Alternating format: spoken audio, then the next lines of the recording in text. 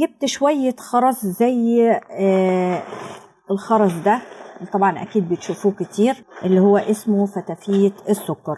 جبت من فتافيت السكر مقاسين. المقاس الاول اللي في ايدي ده هو مقاس تقريبا 12 من اولاد مزار. هتلاقوا على طول اول ما تدخلوا على حارة المزين هتلاقوا مكتوب اولاد مزار، روحوا بس هناك وتشتروا من عنده، خامته حلوه وجميله جدا. ده اشتريته كان سعره 80 جنيه. طبعا بتلاقوه في محلات تانية سعره اعلى شويه، ممكن يوصل ل 100 جنيه بس او 90 جنيه، بس انا لقيته ب 80 جنيه. وجبت منه برضو المقاس اللي هو ده، وهو اكبر شويه مقاس 14. فاحنا هنشتغل بده وهنشتغل بده.